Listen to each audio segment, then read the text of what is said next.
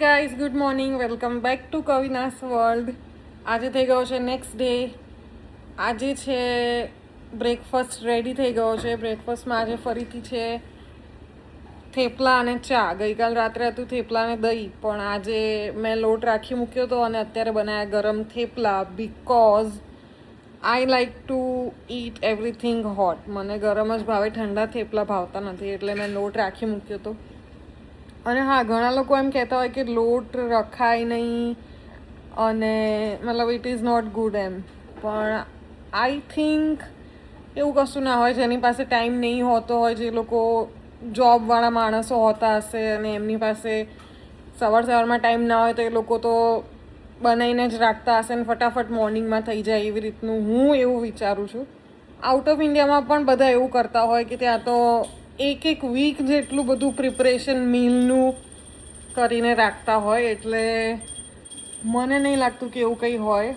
તો હું તો ગરમ જ બનાવીને ખાઉં. જ્યારે પણ થેપલા બનાવીએ અમે, ત્યારે રાખી જ મૂકું છું લોટ અને ગરમ બનાવીને ખાઈએ. તો હવે ચલો અમે બ્રેકફાસ્ટ કરવા બેસીશું. Guys, this is the best time of the day for us, because every time breakfast કર્યા પછી હું ને યશપાલ આવી રીતે બેસીએ છીએ 10 થી 15 મિનિટ અને એકબીજા સાથે positive affirmations for the day share કરીએ છીએ કે આજના દિવસમાં આ સારું થવું જોઈએ, અને લાઈક એકબીજાને બ્લેસિંગ્સ આપીએ અને બધી જ પોઝિટિવ વાતો 10-15 મિનિટ્સ. હું ને યશપાલ એકલા હોઈએ, વંશુ હોય નહીં, એટલે ડિસ્ટર્બન્સ ના હોય ઓબ્વિયસલી. સો બેસ્ટ ટાઈમ હોય છે દિવસનો, અને હી ઓલવેઝ મેક શ્યોર કે બ્રેકફાસ્ટ કર્યા પછી 10 to 15 મિનિટ્સ એ આપે મને, અને પછી જાય એમના કામે. એટલે લાઈક મારો દિવસ પણ બહુ સારો જાય એનાથી, અને એનાથી એમનો દિવસ પણ બહુ સારો જાય. સો આ અમારું રૂટીન છે. તો ગાઈઝ, આજે હું આવી ગઈ છું વંશુને લેવા. એમ તો જનરલી પપ્પા જ લઈ આવતા હોય, કેમ કે એ નીચે જ બેઠા હોય છે. સો આજે પપ્પા છે નહીં, પૂનમ છે, તો એ ગયા છે કણભા દર્શન કરવા માટે. એટલે આજે હું આવી છું લેવા. તો હવે જલ્દી વંશુ આવે ને હું લઈને જાઉં. નીચે હું આવતી નથી જનરલી, એટલે થોડું ગરમી પણ આજે તો વધારે લાગે છે. વાદળ નીચાયું વાતાવરણ થઈ ગયું છે. તો ગાઈઝ, વંશુ જો આવી ગયો છે સ્કૂલથી, અને સ્કૂલમાં આજે એને બહુ મજા આવી. ને ગઈકાલે એણે સ્કૂલમાં રજા પાડી હતી, તો એના મેમે એને પૂછ્યું પણ ખરા કે કેમ રજા પાડી હતી, નહીં વંશુ? હા. તો હવે થઈ ગયો છે લંચ ટાઈમ. વાગ્યા છે 1:30. જમી લઈએ, જમીને પછી આગળ શું કરીએ છીએ તમને કહીશ. આજે જમવામાં બન્યું છે વંશુ, શું બન્યું છે ખબર છે? ના. કારેલાનું શાક, રોટલી, દાળ, ભાત. ચલો ખાઈ લઈશું. વંશુ તો મારા ડાયો દીકરો, એને કારેલાનું શાકે ભાવે અને સરસ મજાનું ખાઈ લેશે, અને ભાત પણ ખાશે. રાઈટ? ચાલો, let's go to have lunch. Bye કહી દે. बोलता है कि नहीं बोलता है? नीचे देखो, नीचे. क्या नीचे? अच्छा, वो यहाँ से बाय बोल रहा है. ओके ओके, चलो ठीक है, bye bye, see you later. તો ગાઈઝ, હવે બેસી ગયા છીએ અમે હોમવર્ક કરવા માટે. મેં જેટલા વખાણ કર્યા આગળની ક્લિપમાં કે વંશુ ખાઈ લે છે કારેલાનું શાક અને રોટલી, એનાથી આખું ઊંધું જ થયું. વંશુ એક જ બાઈટ ખાધું અને પછી ના ખાધું. ગેસ વોટ શું ખાવું પડ્યું? ગોળ ને રોટલી અને રાઈસ ખાધા ભાઈએ. આવી હાલત છે. કઈ એ વસ્તુ તો થાય જ નહીં ક્યારે. ખાઈ લે છે આમ, પણ આજે એને નહીં ભાવ્યું હશે ખબર. બોલો, ઇરેઝર માટે બી બૂમો પાડવાની. ક્યાં ગયું? તને તો આપેલું હતું. ક્યાં આગળ? લો, શું આપ્યું છે આજે હોમવર્કમાં? બતાય તો. આ એક આપ્યું. લાય, શો ધ પીપલ. શું છે?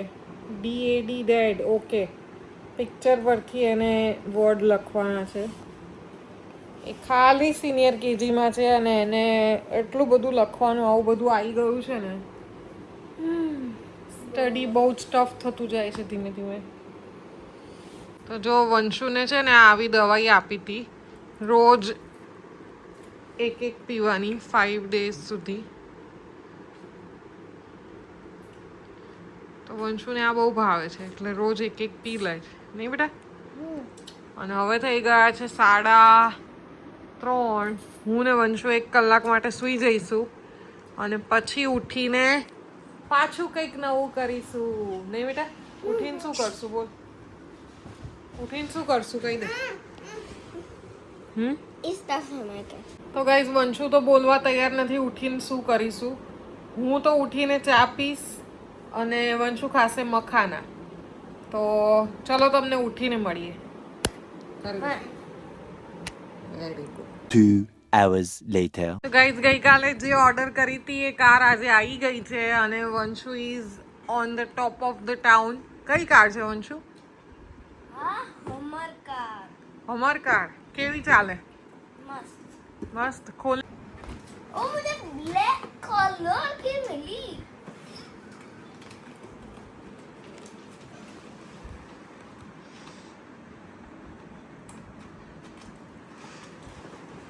શું જોતો તો જો ગેસ ધ ફ્લેગ.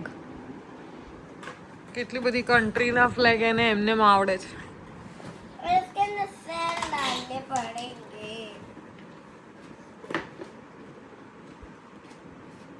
अरे खुल नहीं रहा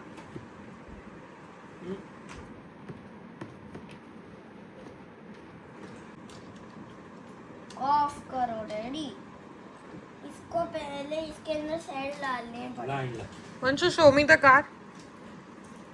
black colour wow what a car. Very nice. આ બાજુ થોડું मामा इसकी लाइट भी ऑन हो હેડલાઇટ. હા ઓન ऑन છે. होती है આમ બતાવવું પડશે. વાવ. ऑन करूं પકડ પકડ વંશુ. હવા આપમાં મને ઓન કર. ઓન કર્યું? હા એમાં પાવર નાખો. જોરદાર કાર છે. जोरदार जोरदार વાહ. जोरदार गाड़ी जोरदार વંશુ બધી આરસી કાર્સ ને આરસી વ્હીકલ્સ એકઠા કરે છે હે ને બેટા? हाँ पर कोई कोई जो नॉर्मल कार છે 2x2 હમ. હું ફેંકી દઉં છું ફેંકી નહીં દેતો તું તો એના બધા સ્ક્રૂ ખોલી નાખે છે. પર હું તો મેં ફાયર રત્ન તોડ્યા જ નથી કોઈ સ્ક્રૂ હમ. વંશુ એના ડેડીને પણ એટલી ગમે છે એવી બધી કાર્સ. એટલે વંશુ કંઈ પણ અચીવ કરે ને ડેડી તરત એને એક કાર અપાઈ દે એટલે એમને પણ રમવા થાય. કેવી છે કાર? જોરદાર. આરસી એટલે આરસી કહેવાય. હમ. ચાલ ચલાવી બતાય વંશુ.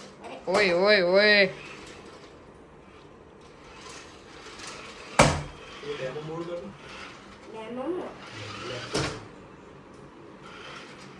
ગાડી રસ્સી તો ગાઈઝ આવા રિમોટ કંટ્રોલ કાર સાથે જે કેબલ્સ આવે ને એ અમારા પાસે લગભગ 10 થી 12 જેવા હશે. વંશુએ અત્યાર સુધીમાં એટલી બધી રિમોટ કંટ્રોલ કાર્સ ને વ્હીકલ્સ લઈ લીધા છે પણ અત્યાર સુધી અમે લેતા હતા ને એ ક્યાંક બહાર ગયા હોય ને લીધા હોય એટલે બહાર તો કંઈ એટલા સારા મળે નહીં. હવે એણે સ્ટાર્ટ કર્યું છે એમેઝોન પરથી મંગાવવાના. તો એમેઝોન પર આરસીના મંગાવે છે એટલે મજબૂત આવે છે એકદમ. તો જોરદાર ચાલે છે. બાકી એને વંશુને કાર્સનો બહુ જ શોખ છે. તો ગાઈઝ વાગી ગયા છે 6:45 અને હવે આજે ડિનરમાં છે ભાખરી, વઘારેલી ખીચડી અને કઢી. તો હા અહીંયા યશપાલના ઘરે એવો રૂલ છે કે વઘારેલી ખીચડી કઢી સાથે ભાખરી પણ બને અને ભાખરી પણ ખાય બધા. સો આજે બનવાની છે ભાખરી. બહુ ટાઈમ પછી ભાખરી બને છે રાત્રે. અમે લોકો હમણાંથી તો ભાખરી ને બધું ખાવાનું જ બંધ કરી દીધું છે. બટ આ મીલ સાથે સ્પેશિયલી એ લોકો ભાખરી પણ બનાવે છે એટલે આપણને પણ હવે એવી આદત પડી ગઈ છે કે ભાખરી, વઘારેલી ખીચડી અને કઢી ખાવાની. ચલો બનાવી નાખો.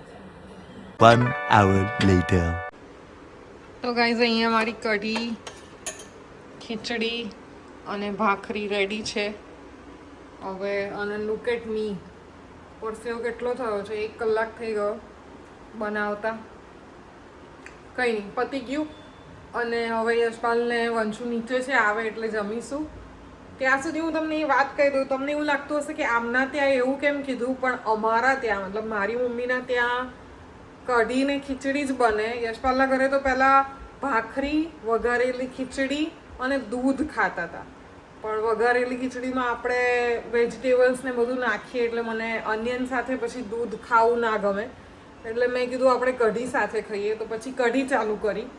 અને મારી મમ્મીના ઘરે તો as I side kadhi khichdi જ બને, પછી ભાખરી ના બને. બે અનાજ સાથે ના ખાઈએ એવું રાત્રે, કેમ કે બપોરે ખાધું જ હોય ઓલરેડી દાળ ભાત શાક રોટલી. તો એ વાત હતી. ઘણાને લાગશે કે કેમ આવું બોલી, એટલે મેં ક્લિયર કરી દીધું. તો ગાઈસ ટાઈમ થઈ ગયો છે હવે મારે ને યશપાલને વોક કરવા જવાનું. ફટાફટ વોક કરી આવીએ. અને હમણાં જ વિડીયો લેતા લેતા મને દેખાયું કે આ મિરર બહુ ખરાબ છે. કાલે આ મિરરની વારો લેવો પડશે, સાફ કરવો પડશે. ચાલો કંઈ વાંધો નહીં, અત્યારે હવે જઈએ છીએ વોક કરવા. મળું તમને વોક કરીને આવીને. ગાઈઝ વોક થઈ ગયું છે અને હું જઈ રહી છું ઉપર હવે. બટ સી અમારી લિફ્ટમાં કેટલા બધા નંબર્સ લખેલા છે. હજી સુધી આ લાકડું કાઢ્યું નથી એટલે બધા દેખાય છે. એકવાર કાઢી નાખશે પછી નહીં. હજી 100% બધા રહેવાઈ જાય પછી આ વસ્તુ કરશે. ચાલો આવી ગયું આપણું સ્ટોપ. તો ગાઈઝ થોડું ઘણું પણ વોક કરીને એટલો થાક લાગી જાય છે. આઈ ડોન્ટ નો વાય, પણ આઈ ગેટ સો ટાયર્ડ. આવી ગઈ છું ઉપર રૂમમાં. હવે ફ્રેશ થઈ આવું અને મસ્ત એસી કરીને સૂઈ જાઉં, બિકોઝ ગરમી સખત લાગે છે, રહેવાતું નથી.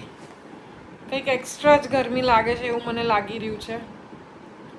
કંઈ નહીં, તો આ વ્લોગને હું અહીંયા જ એન્ડ કરું છું. તમને કેવો લાગ્યો પ્લીઝ કમેન્ટ કરીને કહેજો. અને જો ગમ્યો હોય તો વ્લોગને લાઈક કરો, અમારી ચેનલને સબસ્ક્રાઈબ કરો અને પ્લીઝ શેર કરો યાર બધા લોકો સાથે. ચાલો તમને જલ્દી મળીશ. ત્યાં સુધીમાં bye, take care, thank you so much for watching, by.